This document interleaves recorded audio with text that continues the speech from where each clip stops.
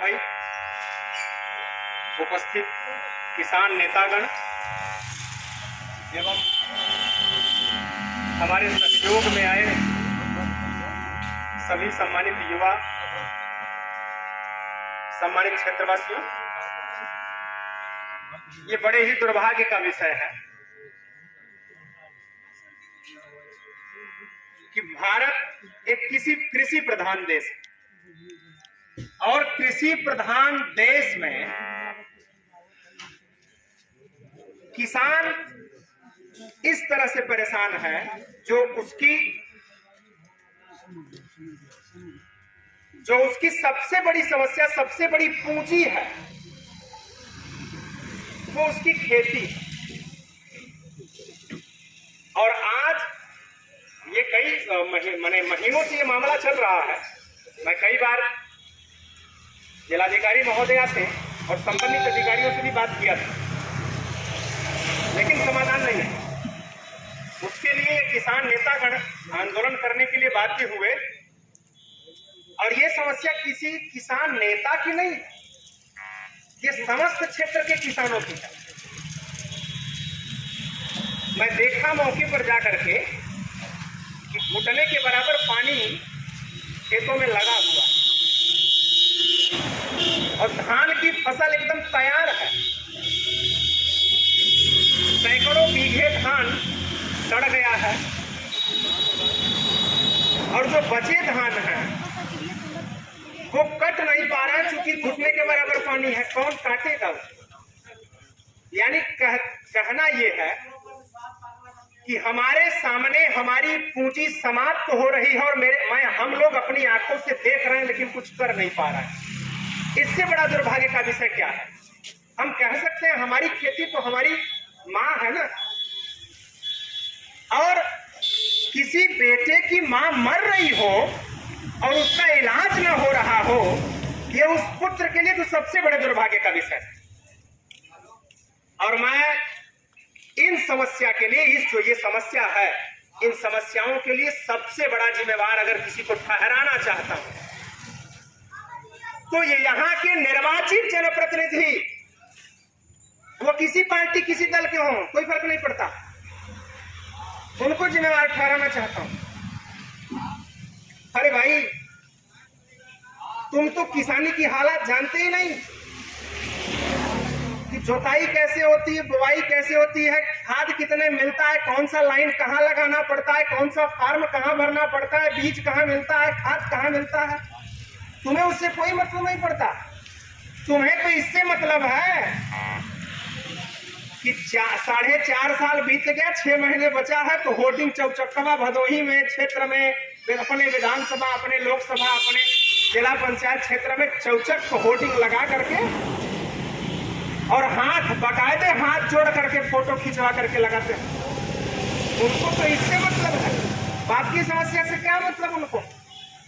और ये मंच पर से बोलते हैं 5 किलो राशन मिल रहा है ना महीने में 2 बार मुफ्त में। चलो भाई,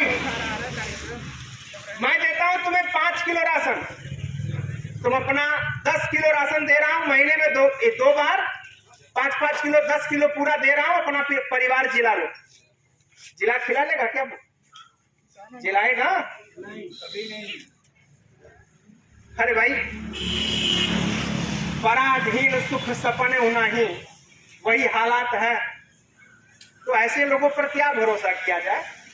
आप सभी को मैं आश्वस्त करना चाहता हूं कि मेरी बात अभी आपके समक्ष डीएम साहिबा से हुआ, एसडीएम भदोही से हुआ। वो दोनों लोग आश्वस्त किए हैं कि आपके खेत का मुआवजा भी मिलेगा, जो भी धान डूबा हुआ है, और वो खेत जो वर्षों की समस्या है, वो बाहा वाला जो इकोनॉमी में ब्लॉक किया गया उसको अतिक्रमण वाला, वो अतिक्रमण भी हटा लिया जाएगा। मैं उनको 1 सप्ताह का समय दिया। 1 सप्ताह के अंदर अगर उक्त समस्या का समाधान नहीं होगा तो ये सब जानते हैं कि डीएम सिंह गहरवार क्या करता है, हमें बताने की जरूरत नहीं। हम कान सीधे भी पकड़ते हैं और घुमा करके भी पकड़ते हैं। ये तो संबंधित अधिकारियों के ऊपर है, वो किस तरह से पकड़वाना चाहते हैं। मैं खोले शब्दों में इस सदलुबीर मार्केट से यह कहना चाहता हूं कि ये कोई राजनीतिक प्रलाप नहीं है, राजनीतिक घोषणा नहीं। मैं चुनाव नहीं लड़ रहा हूं, मैं प्रत्याशी नहीं हूं और न किसी पार्टी का दल्लाव चाटुकार हूं, किसी नेता का पछुआ नहीं हूं। लेकिन एक कहना चाहता हूं कि आपकी समस्या हमारी समस्या, चूंकि हम आप पर निर्भर हैं। आप उगाएंगे तो हम सस्ते में खरीद पाएंगे, आप नहीं उगाएंगे तो यही महंगाई की हालात होगी और महंगाई की मार हम नहीं झेल पाएंगे। चूंकि हमारे भदोही में कोई फैक्ट्री नहीं है, कोई रोजगार का साधन नहीं है और हमारे परिवार के लोग बाहर जाकर के किसी तरह से रोजी रोटी की कमाई कर रहे हैं और वो नून तेल के लिए ही कर रहे हैं। आटा और चावल के लिए जब करना हो जाएगा संघर्ष, तो बड़ा संघर्ष होगा, मर जाएंगे फुटपाथ पर रह करके और पूरा नहीं हो पाएगा। इसलिए ये संघर्ष में आपका सहयोग करूंगा। मैं भी किसान नहीं हूं, मैं भी किसान नहीं, चूंकि मेरी तो खेत की जोत बड़ी छोटी है, मैं 10 हिस्से का हिस्सेदार हूं, तो मुझे किसान नहीं कहा जा सकता। मेरे पास खेत नहीं है, लेकिन मैं जानता हूं ना, मैं इकोनॉमिक्स का स्टूडेंट हूं, तो मैं जानता हूं कि अगर आप उगाएंगे तो मुझे सस्ते में मिलेगा और आप नहीं उगाएंगे तो महंगे में मिलेगा। महंगाई की मार हम झेल नहीं पाएंगे। इस वजह से आपका सहयोग करना मेरी मजबूरी है, मैं करूंगा और मजबूती से करूंगा, आपकी लड़ाई लड़ूंगा। मैं आप लोगों से आग्रह करना चाहता हूं कि आज हो सकता है अभी एसडीएम साहब आवे हैं, यदि नहीं आते हैं कल तो श्योर है कि आएंगे। कोई सक्षम अधिकारी, चाहे वो एडीएम, चाहे एसडीएम, चाहे स्वयं डीएम, यहां आएंगे और आपके समस्या को आश्वस्त करके ही आपका धरना टूटेगा, है ना।